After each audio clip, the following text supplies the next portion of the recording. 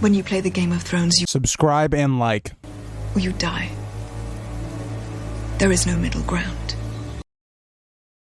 Alright, hello, YouTube. So, we're back on the Grease Goblins channel. We're doing a really interesting video on something I've been actually wanting to do for a while. We're doing Summerhall. This was brought to you by the comments as well. So if you guys would like me to talk about some sort of theory, some sort of event in A Song of Ice and Fire, or a character, or a group of characters, let me know. And I will try to do it as fast as I can. And yeah, so if you guys would like to see more of this type of content, let me know. Subscribe, like, and comment for more. And let's get into it. So, Summerhall is a very interesting point in history, in the history of the Targaryens, basically, because we're not exactly sure what happens there. We're given a pretty much a very brief explanation that it was just Aegon the Fifth trying to get a dragon, which I think is partially the truth, but it's not the entire truth. They don't tell you everything, or George doesn't tell us everything that happened there. And I think he left it kind of a mystery for us to interpret, because we do know there was a dragon egg there. We know that King Aegon V had a dragon egg there and was most likely trying to hatch it. He had all the Targaryens more or less come to Summerhall and was planning on doing some sort of ritual to bring the dragon eggs back. Now, as we know, this didn't go well. What I'm assuming happened in this situation was Aegon V had either a pyromancer or he did it himself and was attempting to use wildfire on these eggs, or this egg that we know of. And it got out of hand. It burnt down all of Summerhall, leading to his heir, Small Duncan, being killed, as well as Duncan the Tall being killed.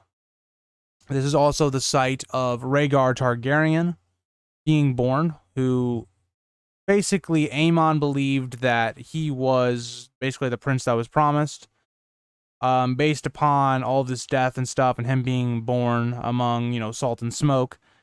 So basically later on, Aemon believed that this was, Rhaegar being born as the prince that was promised. Rhaegar probably believed this for a little while, and then eventually believed that it was going to be his offspring, which could happen, maybe not. I think most people believe, as well as I believe, that Jon is Rhaegar and Lyanna's offspring. So he could, Jon could be the princess promised. Who knows? I'm not a big believer in those prophecies in the story. And George has even said, religion and stuff like that, you kind of take it with a grain of salt. Like, some things are, yes, powerful, but some things are metaphors. But Summerhall is also very tragic, as in it really depletes the number of Targaryens if you look at kind of their family tree. And the reason that we get to, Robert's Rebellion, why there are so few of Targaryens, is because of this event where you go from having, multiple lines and, multiple brothers and stuff, to you have the Mad King, you have his offspring. By the end of it, he only has two, but at this point you have his offspring, you have Aemon, and then you have basically Rhaegar's children. That's it. That's all you have of the Targaryen line. And you look at that and you go, Summerhall is a big event because it kind of symbolizes the downfall of the Targaryens, where they lost a lot of their power because of them losing the dragons. And I think what we also know is that King Aegon V and a lot of Targaryens before this were kind of haunted by these dreams of getting the dragons back. And we get a specific thing where I think Aegon probably had a dream of Daenerys having the dragons, and thought that maybe this was his way, or maybe he saw Daenerys' dragons, maybe not Daenerys herself, and believed that this was the way that they could bring the dragons back, because he knew from this dream, or he thought anyway, as many Targaryens thought before him, that the dragons were going to come back. And he decided to try to do this ritual because he believed it was going to work, that this was how they could restore the Targaryen power. Because the Targaryen power had always relied on the dragons. as we see with, A Dance with Dragons, Aegon's conquest, the Targaryen power was most centrally through their power of the dragons, because it didn't matter how big, other people's armies were, as long as you had dragons. If you had dragons, you controlled it. Also, I wanted to say, this is me like just watching the video over while I'm editing. I wanted to say also, Aegon V also had a couple of other factors that was leading into why he was desperate enough to try to do the things he did at Summerhall. And the first being, none of his children were really listening to him. All the marriages he was getting proposed for his basically children were not really working. And they were basically just not listening to him. He felt like he had no control and that everybody was making problems for him and creating chaos, which in fact was true. The Mad King and basically Rhaella are basically the only offspring that his offspring basically get. And it makes sense. Also, you have the looming threat of the Blackfires on a rebellion there. And Aegon was in this state of mind where he felt like he needed something to help control the kingdoms because they were just at a constant state of unrest. And he was kind of right if you look at how the future goes, where a lot of the kingdoms, or I guess like places like basically the North, the Vale, start to actually band together against the Targaryens, even though it's not really against them at first. It's more of just uniting all their power. It makes sense what he was trying to do, and he thought the only way he could solve this was to use the dragons and get dragons back. But like I talked about, I think all of them were poisoned anyway, so I think he was doomed from the start. But yeah, I just want to add a little bit more context to why Aegon believed that that was the correct solution for what he was trying to do, and how he was trying to fix the kingdoms and control the kingdoms in general. So yeah, and like I'm going to talk about in a video this week, or I might have already released it at this point, is the Maestro Conspiracy, and how I do believe that they helped limit the amount of dragons. Maybe there could have been some sort of Maestro Conspiracy here as well, trying to make sure that these eggs didn't hatch. Because I personally believe that the Maesters poisoned all of the eggs. So once, the dragon numbers dwindled down, where there weren't many left at the end of the Dance of Dragons, I believe the Maesters just poisoned all of the eggs in Westeros.